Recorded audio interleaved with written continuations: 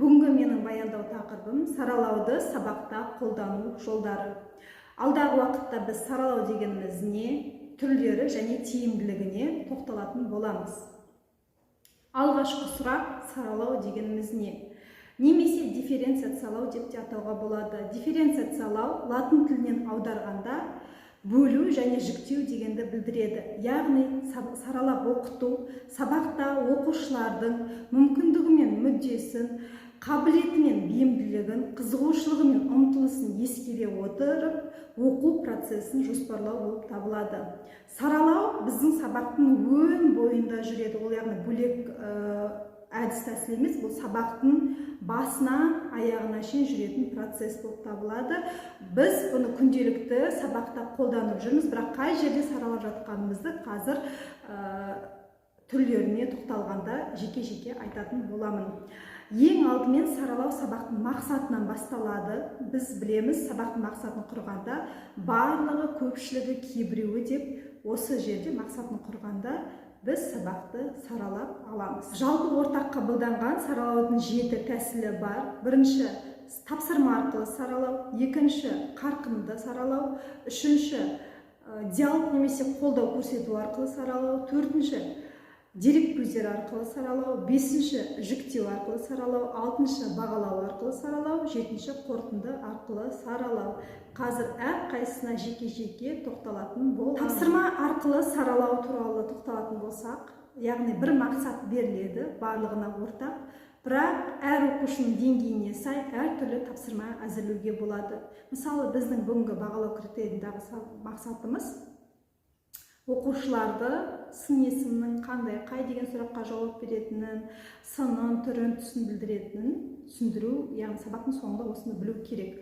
Осы мақсатқа жету үшін әр оқушының деңгейіне сай әртүрлі тапсырма әзірлеуге болады. Көбіне бізде 3 деңгейде болады: төменгі, орта және қабілеті жоғары оқушылар. Қабілеті төмен оқушыларға мысалы мынандай тапсырма беруге болады. Мысалы, алманы суретін беріп, және де соны алманы сипаттайтын сөздер қасына беру. Оның арасында алманы сипаттамайтын сөздер де болады. Соның ішінен тиістісін іріктеп алып, сол тапсырманы орындайды. Орта деңгейдегі оқушыларға керісінше бір суретті беріп, ешқандай сөз бермей оқушы өзі сол суретті сипаттау керек. Қандай, қай түрін, түсін, дәмін барлығын сипаттап жазады жан-жағына. Тірек сызба арқылы.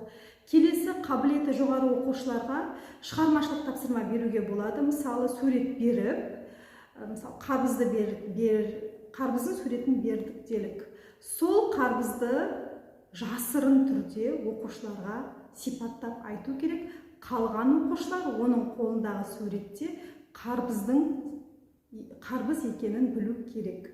Яғни қарбызды дәл нақты сипаттай алуы керек. Бұл жерде, яғни осылай тапсырма арқылы саралауға болады.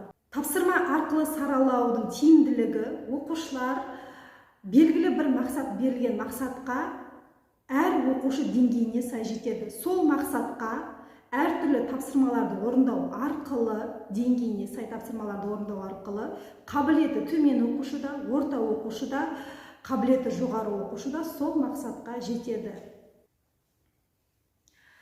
Қарқын арқылы саралау дегеніміз, яғни әр сыныпта белгілі бір тапсырманы 2 минутта орындайтын оқушылар болады, дәл сол тапсырманы 5 минутта орындайтын оқушылар болады. Жаңағы тез орындайтын оқушыларға қосымша тапсырмалар беру арқылы беруге болады. Және де бұл жерде бағалау нәтижеге бағытталу керек. Оқушының шапшаңдығына емес, нәтижеге. Мысалы, 5 минутта орындап, бірақ дұрыс орындайды, 2 минутта орындайды, ол да дұрыс орындайды. Яғни бізде ең басты мақсатымыз нәтижесін, яғни дұрыс болма, соны бағалауымыз керек. Сол арқылы саралау. Диалог немесе қолдау көрсету арқылы саралау бұл сабақтың өн бойында жүреді. Мысалы, жаңа тақырыпты басталған уақытта біз сол тақырыпты ашпас бұрын сыни тұрғыдан ойлау сұрақтарын қоямыз. Бұл жерде диалог жүреді, яғни диалог сабақтың басынан аяғына дейін жүретін процесс, оқушыларға ойландыратын сұрақтар қою арқылы саралауға болады. Және де қолдауды қалай көрсетуге болады? Мысалы, кейбір оқушылар белгілі бір тапсырманы мұғалімнің көмегінсіз бірден түсініп, соны шығарып, есептеп немесе жазып жазатын оқушылар болады. Кейбір оқушыларға 1-2 қолдау сұрақтарын қою арқылы орындайтын оқушылар болады. Мысалы, математика сабағына мынандай тапсырма берілді делік, 5 түп қайың ағаш, 5 түп 2 қатар қайың ағаш отырғызылды, шырша 8 түп 3 қатарға отырғызылды делік, және барлығы неше түп ағаш отырғызылды деген бір тапсырма берілді, есеп берілді делік. Осы есепті кейбір оқушылар бірден түсініп, шешуін жазып, шартын жазып шығарып тастайды. Кейбір оқушылар ойланып, қолдауды қажет етеді. Мысалы, шырша неше, барлығы шырша қанша ағаш отырғызылды, қайың қанша отырғызылды, яғни жеке-жеке тауып, ал жақсы шыршаны таптың, қайыңды таптың, енді барлығын қалай табамыз деп, яғни сұрақтар қою арқылы, қолдау көрсету арқылы саралауға болады. Яғни кейбір оқушылар өз бетінше орындайды, кейбір оқушыларға мұғалімнің қолдауы қажет болады.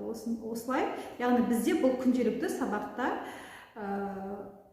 пайдаланып жүреміз. Осы диалог және қолдау көрсету арқылы саралау болып табылады.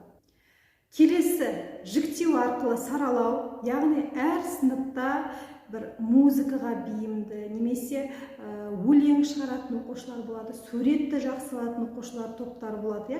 Яғни сол топтарға бөлуге болады. Мысалы, бүгін әдебиет сабағында суретшілерді бір бөлек, жазушыларды бір бөлек, өлең шығаратындарды бір бөлек, ән айтатындарды бір бөлек 4 топқа бөліп, сол бір мақсатқа бағытталған сол 4 топқа 4 түрлі тапсырма беруге болады. Яғни сол арқылы саралауға болады. Бұл жерде тек қана әртүрлі деңгейіне сай бөлуге болады. Мысалы, жақсы оқитындар, орта деңгейдегі қабілеті төмен оқушылар өстіп жіктеп бөлуге болады.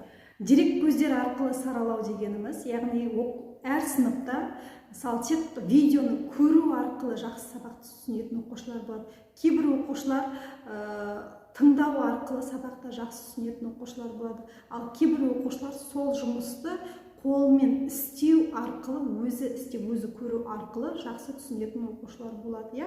Яғни әр оқушының бейімділігі ескеріліп, дерек көздер арқылы, ресурстар арқылы саралауға болады. Қорытынды арқылы саралау дегеніміз, яғни белгілі бір тапсырма берілді делік, соның қорытындысы ретінде сенікі дұрыс емес деп қорытынды нәтиже бермеу, кері байланыс бермеу. Бұл жерде оқушының сол тапсырманы орындаудағы мықты және әлсіз тұстарын көрсетіп атау керек. Мысалы, сөз құрамына талда деген тапсырма берілді делік. Бір оқушы барлығын дұрыс орындады, бір оқушы тек қана түбірін дұрыс анықтап, жұрнағы мен жалғауын дұрыс анықтаған жоқ делік. Бұл жерде оқушыға, мысалы, мықты тұсы, міне сен барлығының түбірін өте жақсы анықтағансың, жарайсың.